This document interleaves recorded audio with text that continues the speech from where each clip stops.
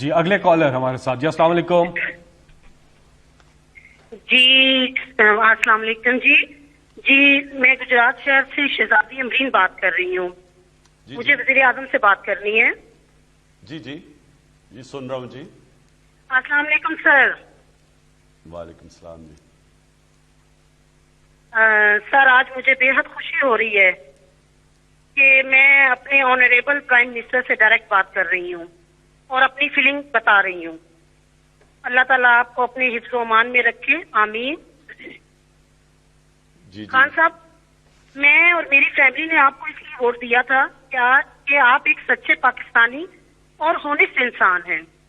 ہمیں آپ پر مکمل اعتماد تھا کہ آپ کبھی بھی پاکستان کے خلاف کوئی فیصلہ نہیں کریں گے، بلکہ ہمیشہ پاکستان کے حق میں ہی فیصلے کریں گے. لیکن حالیہ دنوں میں جب ہمیں یہ خبر سننے میں آئی کہ آپ نے اسٹیٹ بینک کو IMF کے حوالے کر دیا ہے تو یقین جانے یہ سن کر ہمیں بڑی تشویش اور مایوسی بھی ہوئی. کیوں؟ جی میں اس کا جواب دیتا ہوں. دیکھیں، پہلے میں اپنی قوم کو سمجھانا چاہتا ہوں کہ یہ IMF یہ کون سا جانور ہے. یہ سمجھ تو جائیں کہ یہ IMF ہے کیا چیز. ہوتا کیا ہے، حماد نے آپ کو شروع میں حماد اظہر نے آپ کو بتایا کہ جو پاکستان ہمیں ملا تھا اس میں سب سے بڑے 2 خسارے تھے.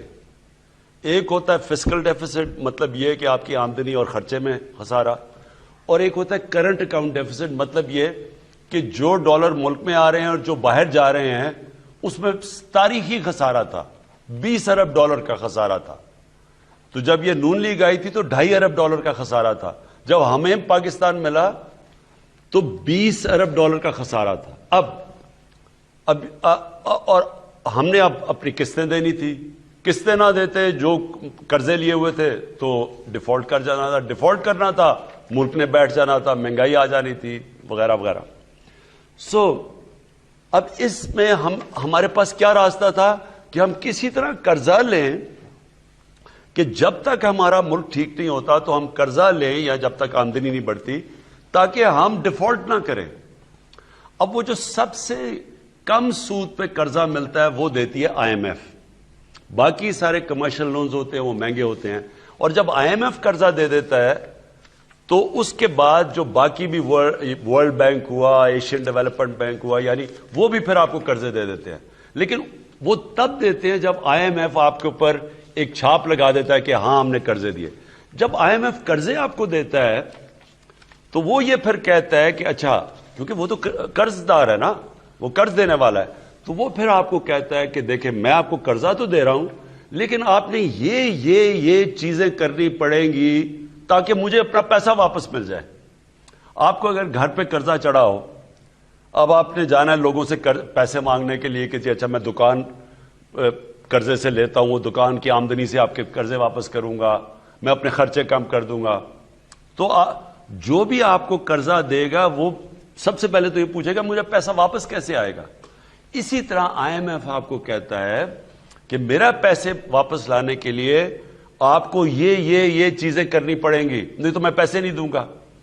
اب ہمارے پاس یا تو ہم IMF کے پاس نہ جائیں، کمرشل بینک کے پاس جائیں، وہ جو جس سود پہ وہ قرضے دیں گے وہ ہم برداشت ہی نہیں کر سکتے کیونکہ سب سے کم سود IMF لیتا ہے.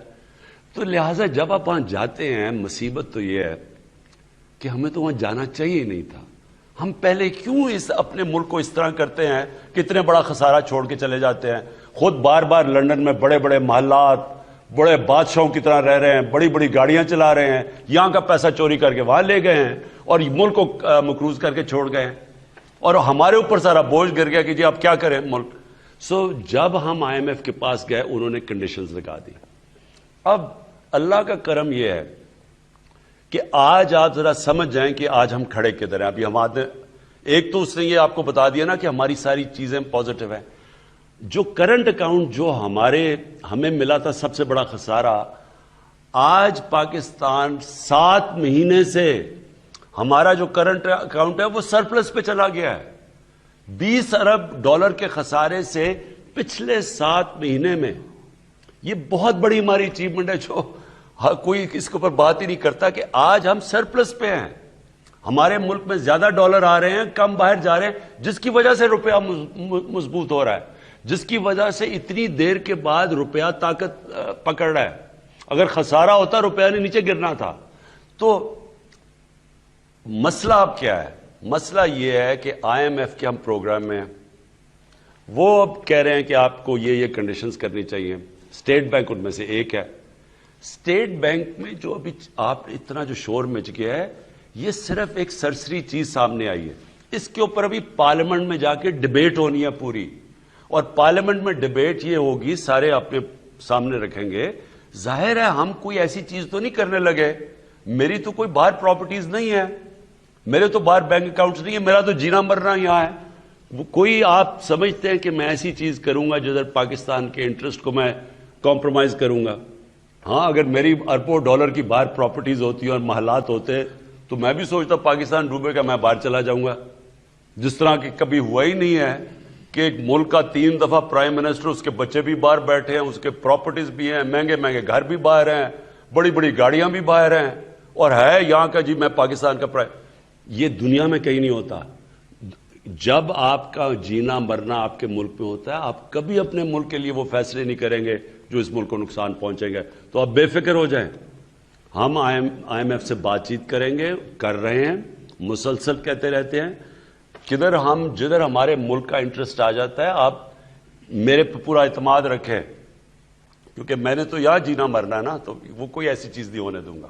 جی وزیر اعظم صاحب, کچھ سوشل میڈیا پہ بھی سوالات آ رہے ہیں. محمد سلیمان ہیں ٹورانٹو سے, کہتے ہیں کہ رمضان میں آپ کس وقت ورزش کرتے ہیں اور کیا ٹپس دیں گے, اور ساتھ ہی میں کہتے ہیں کہ کرونا میں بھی آپ نے آرام نہیں کیا, فوراً ہی کام شروع کر دیا. دیکھیں, کرونا کا میں رمضان میں تو ورزش ہمیشہ روزہ کھولنے سے پہلے کرتا ہوں, اور وہ آپ کو سب کو کرنی چاہیے, کیونکہ روزہ رکھنا ورزش کے بغیر مطلب کہ آپ رمضان کو ضائع کر رہے ہیں. یہ جو سو کے رمضان گزار دیتے ہیں, یہ تو بلکہ آپ کو رمضان کے بعد آپ کو مینٹلی بھی زیادہ طاقت ملنی چاہیے اور فزیکلی بھی آپ کو طاقت ملنی چاہیے اگر آپ صحیح معنی میں روزے رکھیں.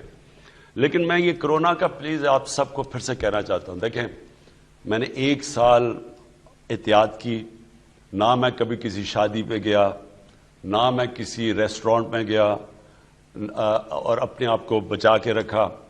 لیکن وہ سینٹ کے الیکشن میں میرے سے غلطی یہ ہو گئی کہ میں نے, کیونکہ اتنی دیر کچھ نہیں ہوا تو میں نے احتیاط نہیں کی اور مجھے کرونا ہو گیا. خیر اللہ نے کرم کیا, کیونکہ یہ اگر کرونا ایک ایسی بیماری ہے, یہ بڑی خطرناک بیماری ہے. اگر یہ اس کا وہ چلا جاتا چیسٹ کے اندر اور انفیکشن ہو جاتی تو اس کا بڑا سیریس کانسیکوینسز ہے. میں آپ سب سے پھر سے تاکید کرتا ہوں کہ دیکھیں, یہ تیسرا ویو جو ہے, میں آپ کو جتنا بھی کہوں یہ کم ہے کہ آپ کم از کم یہ اپنے ہر جگہ پہن کے جائیں. اس سے بہت سب سے زیادہ فرق پڑتا ہے اس سے. تو اگر ہم نے آپ کو یورپ کی طرح کا لاک ڈاؤن نہیں کیا ہوا کیونکہ ہمیں اپنے غریب کی فکر ہے, لیکن آپ کو بھی اپنے غریب کی فکر ہونی چاہیے کہ اگر یہ پھیل گیا تو اس کا بڑا ہمیں نقصان ہو سکتا ہے. ہم برداشت نہیں کریں گے, بڑے بڑے ملک نہیں برداشت کر سکتے, تو ہم نہیں برداشت کر سکیں گے. اس لیے پھر سے میں کہوں گا احتیاط کریں. جی اگلے کالر ہمارے ساتھ لائن پر ہیں. جی السلام علیکم. وعلیکم السلام. جی کون صاحب کہاں سے بات کر رہے ہیں؟ سر صداقت علی بول رہا ہوں, ٹائیگر فورس تحصیل ضلع جنگ گاؤں کوٹے سے شاہ. میری تمام ٹائیگر فورس وزیر اعظم صاحب کو دل گہرائیوں سے سلام پیش کرتی ہے.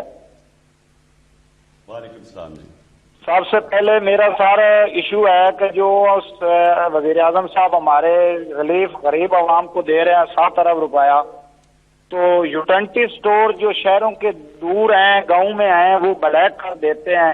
اور 2-3 کی ہم نے رپورٹیں بھی لگائی ہیں, لیکن وہ آگے سے کہتے ہیں کہ IMD تک ہم ملے ہوئے ہیں, آپ ہمارا کچھ نہیں کر سکتے. پورے پاکستان سے اس کا بڑے کالز آ رہی ہیں, بتا رہے ہیں یوٹیلیٹی سٹورز. جی میں یہاں حماد بیٹھے ہوئے ہیں, انڈسٹریز کے منسٹرز اور ان کا ڈیول چارج فائنانس کا بھی ہے, تو میں اس کے اوپر پورا ان کے اوپر زور لگاؤں گا کہ رمضان میں ہم نے یوٹیلیٹی سٹورز کے اوپر پورا سامان پہنچانا ہے, ہم نے ان کے اوپر نظر رکھنی ہے. مجھے صرف افسوس یہ ہے کہ ہم نے کوشش پہلے کی تھی کہ یہ سارا آٹومیشن کے اوپر آ جائے، یعنی کہ سارا جو یوٹیلیٹی سٹورز ہیں یہ آٹومیشن پہ آئیں. مجھے افسوس سے کہنا پڑتا ہے کہ ان کے اپنے لوگوں نے بیٹھ کے یہ ہونے نہیں دیا. انہوں نے سیبوٹاج کیا، عدالت میں کیس کر دیا، وہ آٹومیشن نہیں ہوئی، نہیں تو ہمیں یہ پرابلمز نہ آتے. یہ بہرحال ہم کر رہے ہیں، لیکن رمضان میں ہم نے پوری طرح یوٹیلیٹی سٹورز میں سامان پہنچانا ہے، یہ میرا وعدہ ہے. اور ساتھ ساتھ ہم نے رمضان بازار کھولنے ہیں تاکہ لوگوں کو سستی چیزیں ملیں، اور اس کے اوپر ہم پوری کوشش کر رہے ہیں. اور اس کے علاوہ ایک احساس پروگرام ہے ہمارا. ہم تقریباً 75% پاکستانیوں کا اب ڈیٹا بن چکا ہے، اور یہ ہمارا ڈیٹا جیسی جیسی کمپلیٹ ہوگا ہم اب لوگوں کو باقاعدہ سٹورز کے اوپر عام آدمی کو موقع دیں گے کہ وہ سستا آٹا خرید سکے، وہ سستی گھی خرید سکے. ہم نے لوگوں کی تحفظ کے لیے یہ اب احساس کا، یہ دنیا میں بڑے کم ملکوں میں اس طرح کا پروگرام ہوگا. یہ ہم نے پورا ڈیٹا بیس پہلے ڈیولپ کیا، اور انشاءاللہ جون تک 100% ہم کور کر لیں گے پاکستان کو. تو ہم ڈائریکٹلی لوگوں کو، عام آدمی کو ڈائریکٹ سبسڈی دے سکیں گے، اور وہ بنیادی چیزوں پہ، دالوں پہ، آٹے پہ، گھی پہ، تاکہ عام آدمی کے لیے یہ جو مہنگائی کا بوجھ ہے یہ نہ پڑے. جی، آپ کی کالز کا سلسلہ جاری ہے. آخری چند کالر سے ہم آج کی نشست میں بات کریں گے، اور وزیر اعظم پاکستان عمران خان صاحب ریگولرلی یہ پروگرام آپ کے ساتھ کیا کریں گے، آپ کے سوالات سنیں گے. اس وقت ایک وقفے کا وقت ہے، اور اس کے بعد پھر واپس آتے ہیں.